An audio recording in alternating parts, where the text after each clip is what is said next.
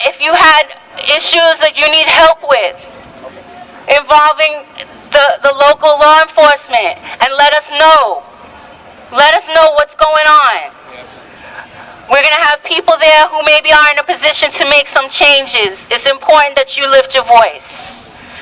Also, we have a Facebook page, Justice for Kyam.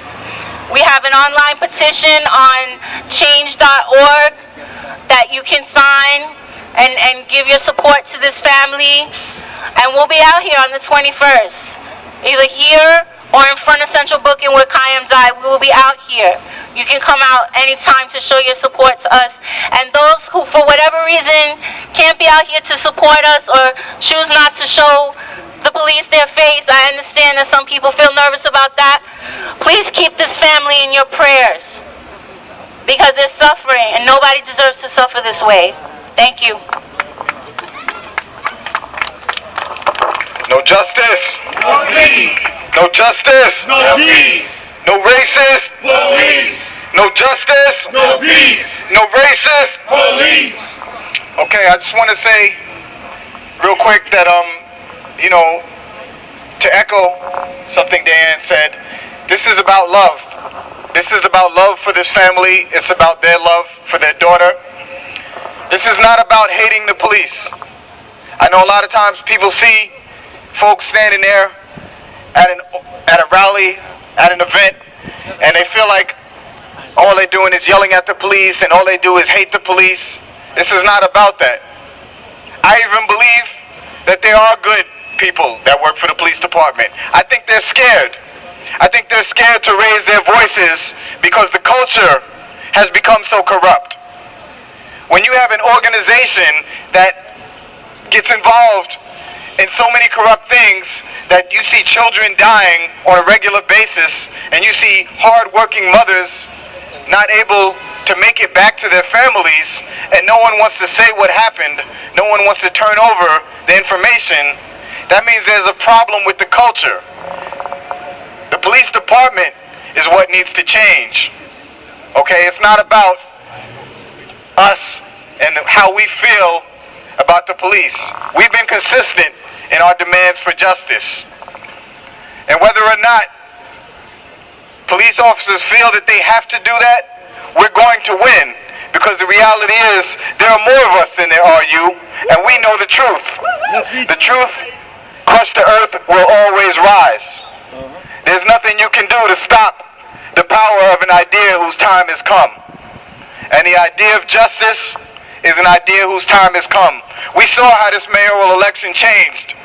As soon as everybody started talking about the reality of how children are treated, young people are treated every day in the streets, being stopped and frisked, people being thrown against walls, their rights disrespected. That applies to the central booking system as well. A lot of change needs to happen in central booking. We need to look at why people are being arrested for small amounts of marijuana and put in prison when they should be given tickets for something that's been decriminalized since the 70s, and yet people are still going to jail. People are still being separated from their families for these things. So we have to stay vigilant. I want to bring up next a member of a support committee for another person from this community who unfortunately lost their life, and her name was Chantel Davis. I'm not sure if y'all are aware of that case, but last summer, Chantel Davis was killed by undercover officers driving this community who claimed that she was reckless and they couldn't stop her and she was wild and aggressive. But there's a whole nother story to be told about that case. And in fact, the police did not have to do what they did. What they did was murder. And they're still fighting for justice in that case. So I would like to bring up folks from Chantel Davis's Defense Committee. Thank you. Good afternoon. I'm here as a member of the Committee for Chantel Davis, for Justice for Chantel Davis and beyond. Unfortunately, the beyond is the numerous amount of murders that continue to happen under this racist system. When we heard about the murder of Kyam in the committee, we discussed how uncanny the similarities were between Kyam's situation and Chantel's situation. These are both young black women in Flatbush who were murdered by the racist NYPD.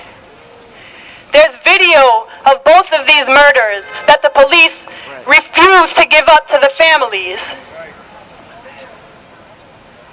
These are both young women adored by their families and yet continue to be criminalized in the media and by the police.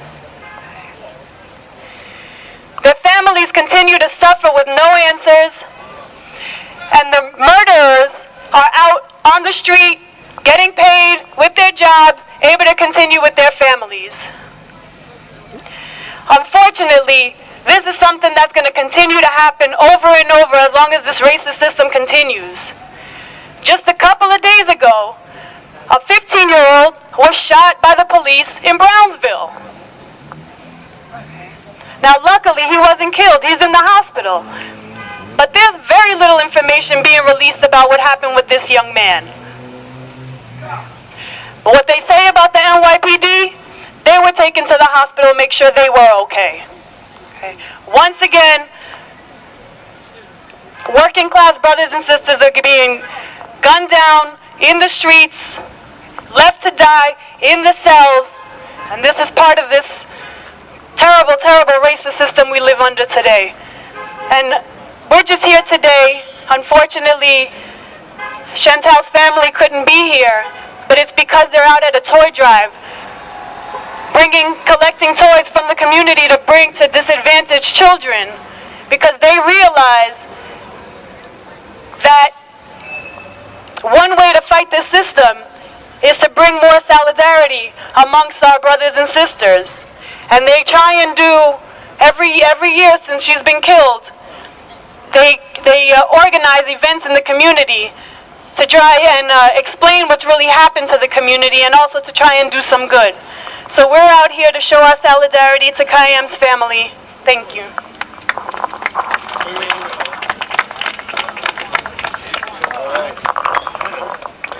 No justice, no peace, no racist police. No justice, no peace, no racist police. No justice, no peace, no racist police. No justice, no peace, no racist police. No justice, no peace, no racist police. All right, next we're going to have a young lady from the Progressive Labor Party who's come.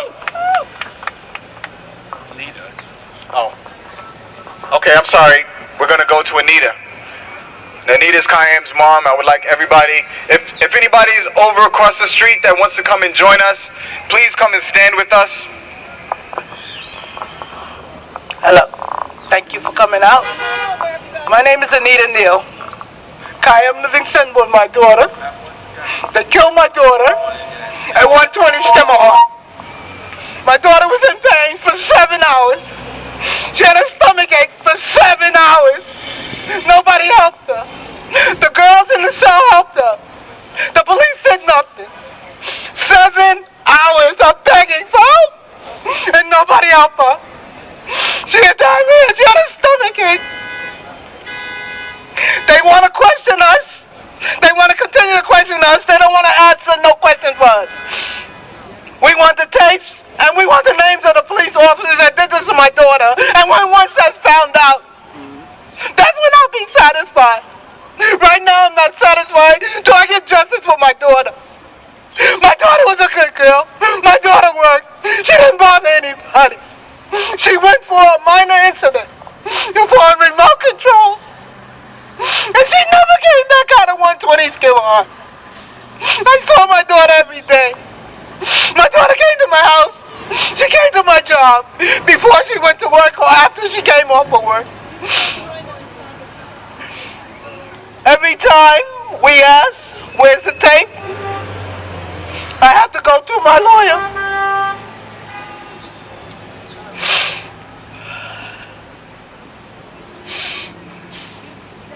Justice for my daughter, that's what I want, and that's what I'm going to get. I'm not going to rest until I get justice for my daughter. My daughter was killed for no reason. If you go into some place where they have authority that could be there for you, that's what they're supposed to do. If they ask you if your finger hurt, your stomach ache, or anything, they're there. You can't go out. You can't just walk up and leave and say, oh, I'm leaving. I have to go. My daughter was killed at 120 Skimmerhorn, and they trying to cover it up, saying she died in Brooklyn Hospital. My daughter died at 120 Skimmerhorn, and nobody can change my mind about that because I spoke to my daughter. I spoke to my daughter from the beginning to almost the end. My daughter never came out of 120 Skimmerhorn. The police officers killed my daughter. And that's the bottom line, and nobody's going to change that. And I'm going to get justice for my child. My daughter was killed by the police department and the correction department, New York City, period, because whoever is in charge of them is in charge of everybody that works for them. That's right. Now, all the new people that's in place now, I hope you know what you're going to do. This should be a priority.